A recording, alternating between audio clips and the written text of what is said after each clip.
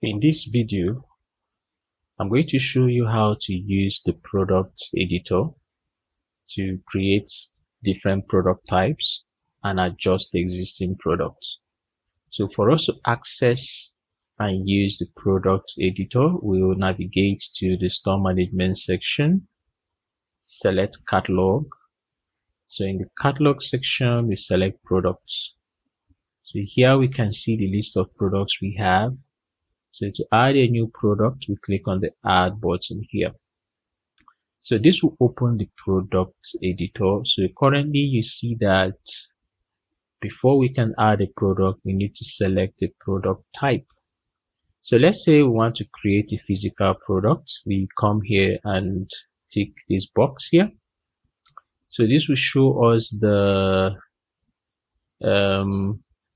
physical product form. So currently we need to fill this form before we can create the product. So you see we have different sections here. We have the general section, we have the data section, we have the image section, categories, and then we have the optional sections here. So the optional sections are hidden because it's optional, so you don't really need to set up any of these sections here. But if you want to do that, you come here and click on the view settings button here.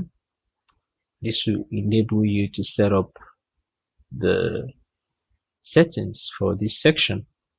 So we can also do that for the options section. We can do this for attributes, can do it for reward points. If we want to set that, we can add videos, and we can add audio files to the storefront page, and also add extra tabs as well to the storefront page. So basically this is the various sections that you need to set up when creating your product. So let's create the physical product. So we call this call the name as let's say product, let's say product demo. Put the description, put the meta tag title as the name of the product. All right, we leave the meta tag description and keyword as they're optional. So we proceed to the data section. Here we add the model number as 10. We set the price as 50. This should be the price based on your store currency. So we set the quantity as 1000. So since this is a physical product, we leave this as yes. All right, so we leave all these other options. We make sure that the status is enabled. If we want to set weight, we can add it here. So we can also adjust the sort order number, but we'll leave it as 1. So in the images section, this is where we'll add the product image. So we can upload new image. We can add it using existing images that have been saved, or we can link an external image for the product. So let's select the existing image from the server. So we go ahead and choose so we can choose this as the image. So once you select the image, if it's one image, you select it and click this button. So this will add it. So let's say we want to add additional image. Can add it, select this as well. So let's select all this, and then we click this. So you see that the images have been added here. We can rearrange it by dragging and dropping it. All right. So next we select the category for the image. All right, we can use an existing category, or we create a new category. So for us to create a new category, We click on the Manage Categories button here.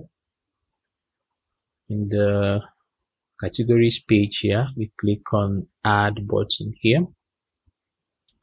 Let's say we create a category called Electronics. All right. Add the meta tag title Electronics. So we leave this as we are not adding a parent category. We leave all these other options here. So for the keyword, we can put a electronics in small letters. So this SEO keyword will be included with the category URL for search engine optimization purpose. So for the image, we can add a category image. So we select this as a category image. So we tick this so that this category will be added to the storefront menu section. Set the sort order number as 10. Enable the status here. And then we save. Alright, so you see that the new category has been added here, as you can see here. So we go ahead and close this, search for it. So you see it here, we select it. Alright, so for this section, we can leave these sections as they are optional. So we'll not set up anything here as well. So we close all these sections. All right.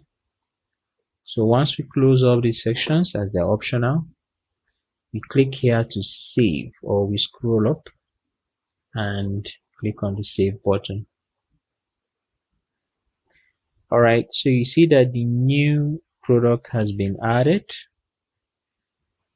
So now that the new product has been added, we can then proceed to check it in the storefront, or we can add additional products if we want to do that.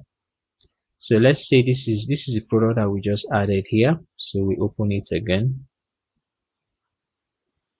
We check to be sure that everything has been added. So let's go ahead and add one image here and then save it.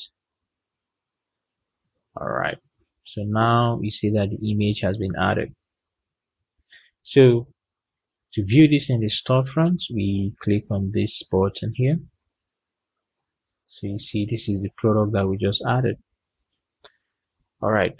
So this is just an example on how you can use the product editor. Remember that to add other types of products, we can do that. We can add digital products. We can add bookable products, we can add subscriptions, and we can add activation key products. So for this video, we are only looking at the physical product type. So subsequent videos, we are going to visit these other product types and discuss on how we can create it as well. So in this video, I've shown you how to create physical products using the product editor. Thank you for watching.